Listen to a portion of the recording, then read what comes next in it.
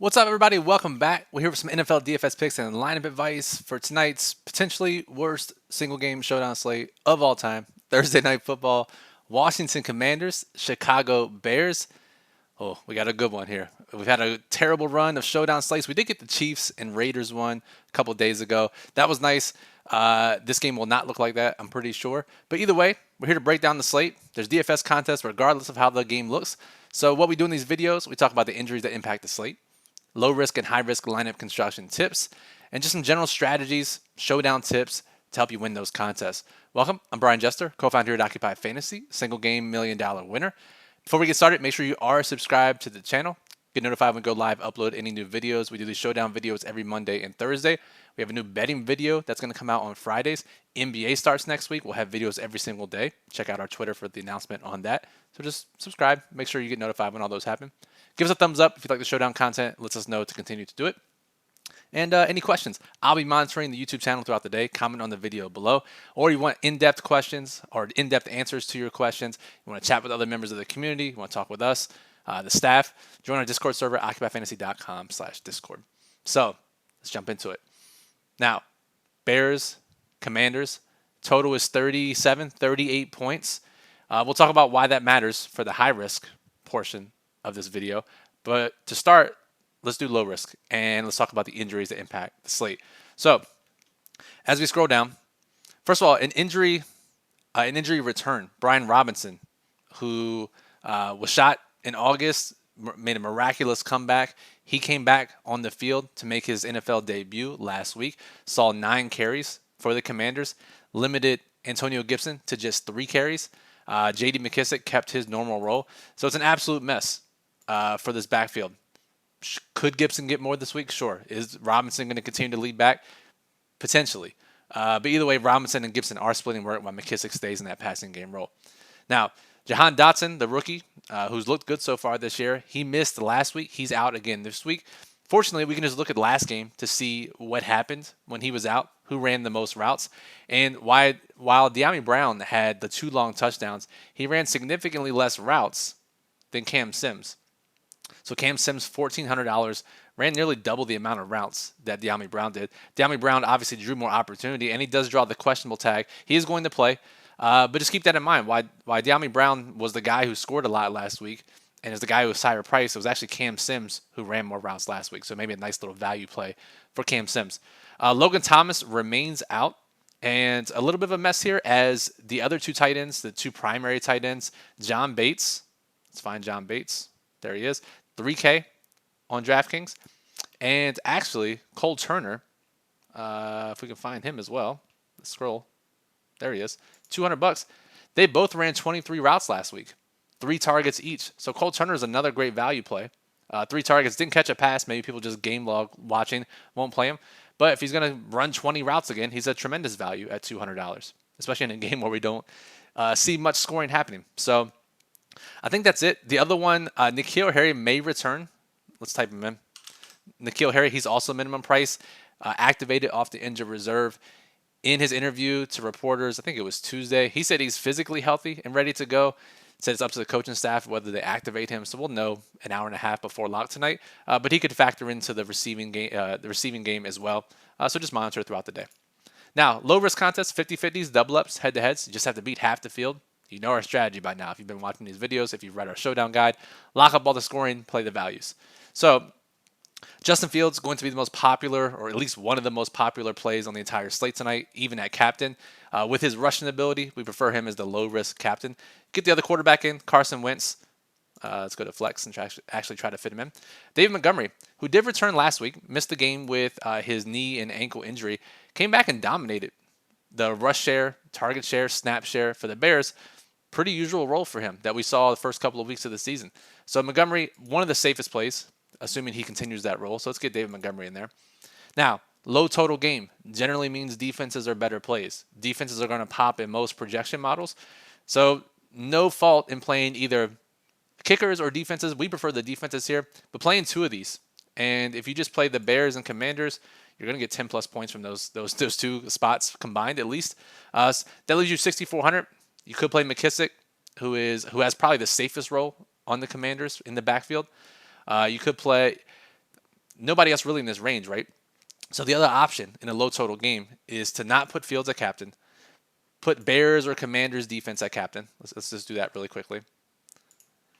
Now we flex Fields, 9,400. If we get fit, McLaurin, Curtis Samuel, Gibson, whoever we want here. So that's another option. Probably a pretty decent low risk play. Over on FanDuel, not that simple. We can't. The three studs, the three secure players are Wentz, Fields, and Montgomery. Leave 6K per player. You could punt the last two spots, but generally that is not a profitable showdown strategy. You'll have to pick two of these three. And I think the field is probably going to pick the two quarterbacks, rightfully so, because quarterbacks score pretty well with the half-point PPR scoring over on FanDuel. 9K per player. You can fit in kickers, defenses, mid-range role players. This is probably the route that the field will go, and probably the safest route for low-risk contests. All right, let's go back to high-risk contests. GPPs, leagues, satellites, got to beat a bunch of people to win a bunch of money. That's basically how it works, right? And 38-point total. We have our showdown database looking back. Just 5 games in primetime showdown history have had a total of 38 points or less. That just goes to show how bad it is. That's 4 years of showdown data. Goes to show how bad this slate is. So 38 points. In those 5 games, the game went under the total twice and it went over the total 3 times. And the 2 times it went under the total, defense was the optimal captain on DraftKings. So if you think this game goes under 37 points, play for that game script, and you play Commanders or Bears at captain. Seems like a pretty good bet. They'll actually be pretty popular, obviously, right, with the way primetime has been going, with the perception of these two teams, with the low total. They'll be pretty popular, so just consider that.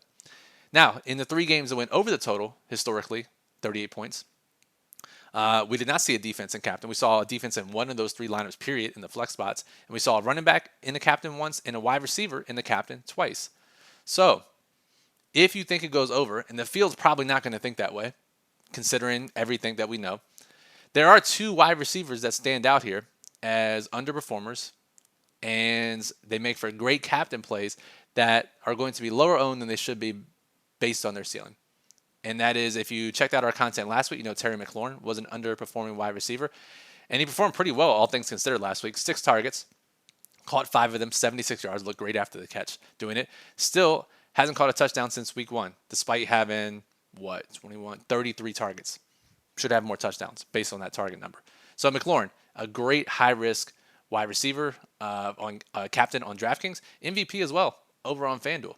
The other one is Darnell Mooney, who's going to have even less captain ownership than Terry McLaurin. And if we pull up Mooney, yes, the Bears haven't been passing much, right? We understand that. But he's been dominating the opportunity when they do pass, right? Only 5 targets per game in the last couple of weeks. But when you throw 15 times a game, that's a 33% target share, right? So 21 targets, 0 touchdowns this year, getting deep balls. He is on our underperforming wide receiver list this week. Darnell Mooney is a guy that makes a ton of sense in high-risk lineups as your captain. One final thing I want to talk about here. If you check out our occupied model, you'll notice that the Washington defense is rated pretty low. And I pointed this out in our Discord server last night just to give some context to it. 3 things that our model that uses a lot of back-tested data. 3 things that our model looks for when it comes to let's pull up the Commanders defense just so you know who I'm talking about here. 3 things that our model looks for to predict ceiling performances from defenses. One is sack rate or expected sack rate. One is projected passing volume from the opponent. And the other is actual aggressive throw percentage on the opposing quarterback. The idea being, and it makes sense, if a quarterback is more aggressive, throws in the more tight windows, that's more opportunities for interceptions.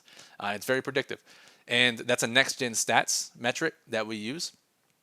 And so when you look at the Bears, a 5-week sample, it's a pretty shaky sample size and just a really unique offense to look at their metrics and project opposing defenses for.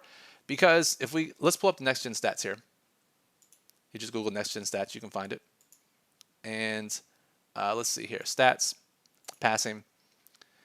And if we look at time to throw in the pocket, Justin Fields, number 2 in the entire league. Is that a statement of the offensive line, maybe? Or is it just his mobility? Probably more of that. If we look at average intended air yards, how far down the field they're throwing the ball. Justin Fields is 7th in the league. So when he does throw, he's throwing downfield. Passing attempts, The only 3 quarterbacks who have less passing attempts are guys who have started 2 games or less. Dalton, Wilson, Pickett, and Mac Jones even, right around him. But Fields started 5 games, only 88 passing attempts. Goes to show how infrequently they're throwing the ball. Aggressive percentage. This is the one I want to show you, right? So who leads the league in aggressive percentage? Andy Dalton, Jameis is a function of the Saints offense probably. Aggressive percentage can be looked at 2 ways. Is this quarterback willing to take chances, or is the scheme not scheming guys open and they're forced to take chances, right? It could go one of 2 ways, right? So we see the New Orleans quarterbacks, Trubisky, Cooper Rush, Mac Jones, Matt Ryan. It could be an indictment of the receiver's inability to get separation as well. But look at Justin Fields. Only 4.5% of his throws are considered aggressive. A defender within a yard of the receiver. It's not even remotely close. Who's second to him? So we look at a guy who does get sacked when he does drop back, but a guy who isn't aggressive on his throws, doesn't pass that much. You're struggling to figure out ways how a defense gets a ceiling performance. They have to get a defensive touchdown on one of his 20 dropbacks or 21 dropbacks, however many he's going to drop back. Or they got to get a ton of variance when it comes to fumbles and interceptions. So I see why our models rated them so low. Understand that the Commanders' defense does have a very high floor here. Team total, 16, 17 points, 18 points. Probably going to get some sacks. So yeah, but will they score the most points on the slate and be the optimal captain? That's the tricky part here. Our model doesn't think so, but also understand that it's a very small sample that the model is working with. It's just a very unique offense to try to project, right? Doesn't pass a lot, but when he does, he spends a lot of time in the pocket. If he does get it off, throws it deep downfield, but also expected completion percentage. He's worse in the league after Baker Mayfield, so he's not accurate when he does throw, but they're not aggressive. It's a crazy-ass offense, right? I get it. So understand that the Commanders' defense might be over-owned, considering what our model is looking at, but it's still a pretty high floor play. In a vacuum, we prefer the Bears' defense at captain if you're going to play any defense at captain tonight. So, all right, that'll do it for this video. Appreciate you watching. As always, make sure you subscribe to the channel, get notified when we go live, uploading new videos. Give us a thumbs up if you appreciate the content. Any questions, comment on the video, join our Discord server. Our daily plug will be up 2 to 3 p.m. Eastern today. The link is in the description below. Our writer Bismo does a great job of contextualizing all the data, goes into way more detail about the slate than I can here. Slate notes, player rankings for low risk, high risk, small field, large field, lineup construction tips and notes for those contests as well. Everything you need to crush a showdown slate. So that'll do it for this video. Appreciate you listening. Good luck as always in tonight's Bears and Commanders. Super awesome, super fun, probably low scoring Thursday night football game.